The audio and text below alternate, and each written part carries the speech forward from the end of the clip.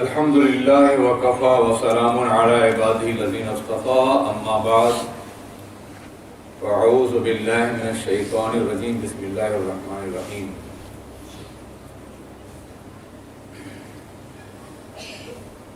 انا للہ و انا الیہ راجعون صدق اللہ العلی العظیم۔ سبحان اللہ۔ علماء ملت اسلامیہ، حاضرین مجلس، السلام علیکم ورحمۃ اللہ وبرکاتہ۔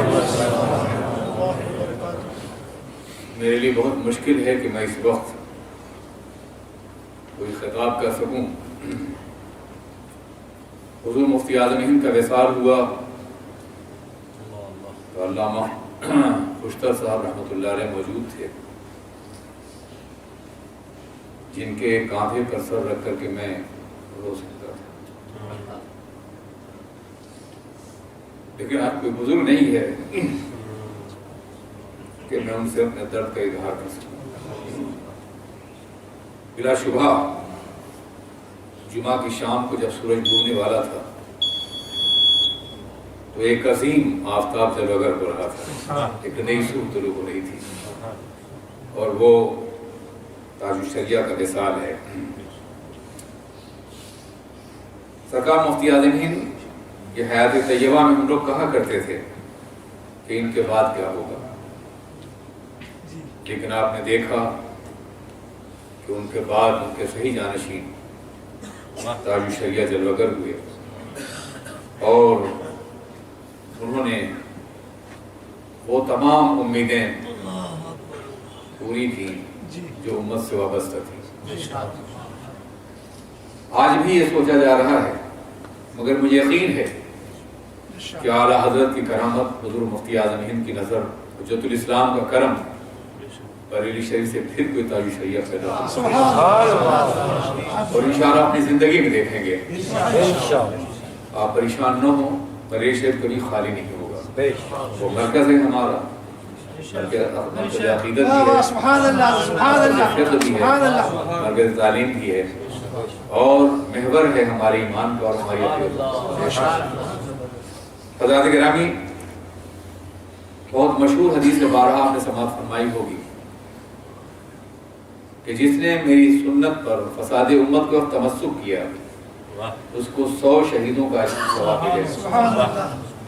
یہ ثواب شہیدوں کیوں دیا جا رہا ہے؟ شہید وہ ہوتا ہے جو یا تو ملک کی، اسلامی ملک کی سرحدوں کی حفاظت کرتا ہے، یا اسلامی اقدار و روایات کی، اور فقیہ وہ ہوتا ہے کہ جو اسلام کے عقائد کی اور معاملات کی حفاظت کرتا ہے۔ اس لیے ایک سنت کا احیاء 100 شہیدوں کے برابر ثواب حاصل کرتا ہے۔ سبحان اللہ۔ اور تاج الشریعہ نے سینکڑوں سنتیں نہ صرف کہ احیا فرمایا ہے بلکہ رواج دیا ہے اسے، اس لیے ان کو کتنے شہیدوں کا ثواب ملے گا اس کا آپ اندازہ نہیں کر سکتے۔ شہید زندہ رہتا ہے، وہ بھی زندہ رہیں گے۔ تیرے پشتوں کو موت آئی تو کتنی بامراد آئی، ادھر ہونٹوں پہ دم آیا، صدائے زندہ باد آئی، کشتگانے خنجر تسلیم رہا، ہر زماں از غیب جانے دی گرس۔ میں نے سرکار مفتی اعظم ہند کے آخری ایام دیکھے ہیں، بیمار تھے تو ان کی زبان پر قرار نہیں تھی اللہ اللہ اللہ کے، اور یہی کیفیت تاج الشریعہ کی۔ ہر اعتبار سے صحیح جانشین تھے وہ، جانشین مفتی اعظم ہند، بڑی عظیم شخصیت تھی، فقیہ ابن فقیہ ابن فقیہ ابن فقیہ اعظم، یعنی اتنے سلسلے ہیں عظمتوں کے کہ جن کا احاطہ کرنا، ان کا ذکر کرنا اس مختصر محفل میں ممکن نہیں ہے۔ چند باتیں عرض کرنا چاہوں گا تھوڑے سے وقت میں۔ حضور مفتی اعظم ہند کا وصال ہوا تو ان کے وصال سے پہلے دیوبند میں جشن 100 سالہ منایا گیا تھا، اور بے شمار لوگ شریک ہوئے تھے۔ ہندوستان پہ ایک اثر تھا کہ کیا اہل سنت بھی اتنا بڑا اجتماع کر سکتے ہیں، مگر سرکار مفتی اعظم ہند کے وصال اور عرس جنازہ میں، ہجوم جنازہ میں اتنے افراد شریک ہوئے کہ وہ سارے اجتماعات پانی ہو کریں گے۔ آج امت مسلمہ کا جو حال ہے ہندوستان میں، جتنے مسائل ہیں، جتنی مشکلات ہیں، ان میں اتنا بڑا اجتماع ایک مقام پر ہونا ناممکنات میں سے تھا، مگر تاج الشریعہ کے وصال میں ایک مرتبہ پھر امت مسلمہ کو زندگی دے دی، جرأت دی اور حیات دی ہے۔ آج پوری دنیا ان کے 10 ملین افراد کو دیکھ رہی ہے اور کہہ رہی ہے کہ ایک فرد کے نام پر اگر امت مسلمہ اس طرح جمع ہو سکتی ہے تو خواجہ اعظم کے نام پر اسے جمع کرنا کتنا آسان ہوگا اور کتنا عظیم ہوگا۔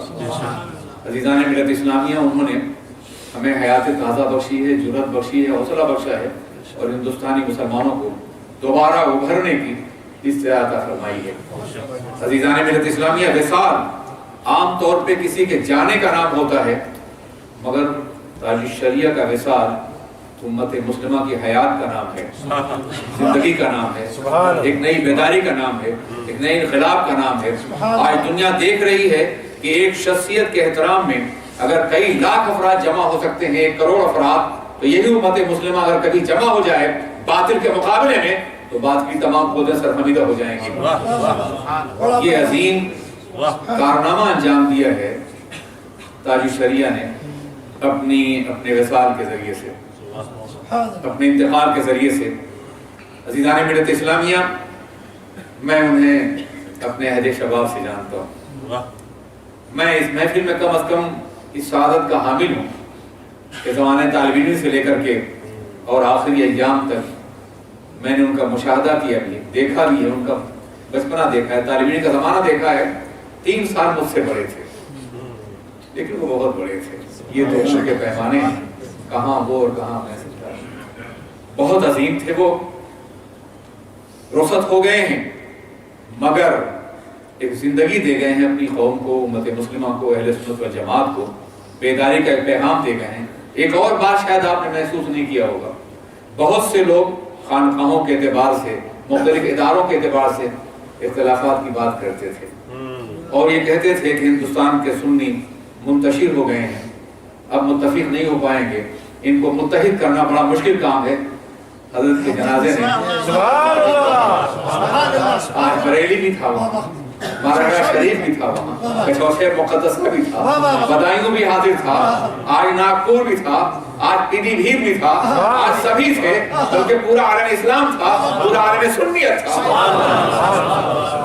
وہ ہمیں متحد کر گئے۔ ہم اتحاد چاہتے تھے، وہ ہمیں متحد کر گئے اور مجھے امید ہے کہ انشاءاللہ ان کا بخشا ہوا اتحاد یہ ہمیشہ قائم رہے گا۔ ہم ایک زندہ قوم، ایک متحد قوم کی بنیاد پر قائم رہیں گے۔ یاد رکھیے، میں اکثر کہا کرتا ہوں اپنے پروگراموں میں کہ امام اہل سنت اعلیٰ فاضل بریلوی علیہ الرضوان کے مسلک سے عقیدے کے معاملے میں 1 انچ بھی انحراف کرنے والا کہاں جا کے ڈوبے گا اور مرے گا یہ کوئی نہیں جانتا۔ جتنے منحرفین ہیں آپ ان کو دیکھ لیجئے، جتنے منحرفین آج انہیں دیکھ لیجئے، کوئی دنیا میں پوچھنے والا نہیں ہے۔ سیاست کے میدان میں گئے، ذلیل کر دیے گئے، نکال دیے گئے، مذہب کے میدان میں انہیں کوئی پوچھنے والا نہیں ہے۔ انہوں نے اعلیٰ حضرت سے انحراف کیا تھا، برابری کا دعویٰ کیا تھا، یہ سمجھا تھا کہ شاید ہم بھی امام اہل سنت بن سکیں، اعلیٰ حضرت بن سکیں۔ آج انہیں کوئی پوچھنے والا نہیں، ان کی علمی حیثیت کو قدموں کے لیے قوم نے رون دی ہے۔ یہی حال ان لوگوں کا بھی ہے جنہوں نے سے اختلاف کیا۔ آپ دیکھیے، پوری 1 صدی کے بارے بتا سکتا ہوں میں کہ جنہوں نے مسئلہ کے حالات سے اختلاف کیا ہے وہ یقینی طور پر منظر سے غائب کر دیے گئے ہیں، منظر سے ہٹا دیے گئے ہیں۔ ان کے مسلک پر قائم رہنا خود اپنی حیات کی علامت ہے، ملت کی حیات کی علامت ہے۔ عزیزان ملت اسلامیہ، یاد رکھیے 2 طبقے ہمیشہ رہے ہیں، فقہا کے درمیان بھی اور علماء کے درمیان بھی، ارباب رخصت اور ارباب عزیمت۔ ارباب رخصت بھی رہے ہیں اور ہم ارباب رخصت کے بارے میں کوئی خراب رائے نہیں رکھتے۔ یہ ضرورت بھی ہے، تقاضا بھی ہے کہ کہیں کہیں رخصتوں میں عمل کیا جاتا ہے، مگر آپ نے سنا ہوگا کہ رخصت بہت قریب ہے حرمت سے۔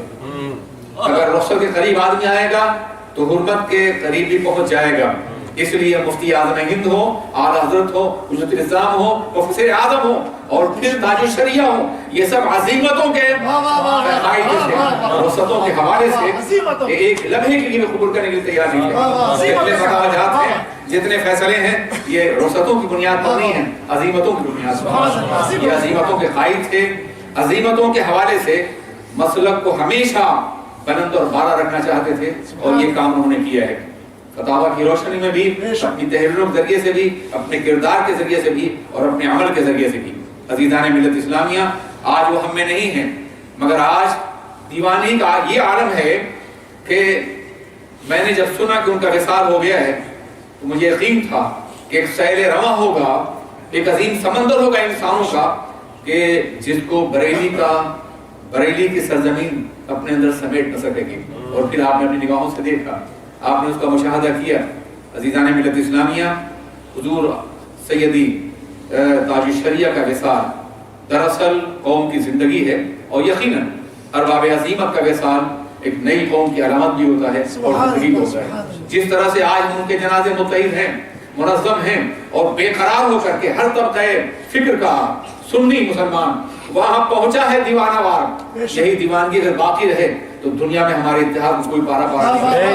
نعرہ تکبیر، نعرہ رسالت، مفکر اسلام، تاج الشریعہ۔ صرف ہندوستان نہیں، عرب و عجم جمع ہو گیا ان کی تعزیت کے لیے۔ تعزیتیں کی جاتی ہیں، کوئی شخص وصال کر جائے تو گھر والوں تعزیت کی جاتی ہے۔ میں نے کل پیغام جو دیا میں کہا تھا کہ یقینی طور پر ہم مولانا سید رضا سے تعزیت کر رہے ہیں، مگر یاد رکھیے کہ سرکار تاج الشریعہ کا وصال یہ ایک خاندان کے لیے تعزیت کا ذریعہ نہیں، پوری امت مسلمہ کے لیے ہے۔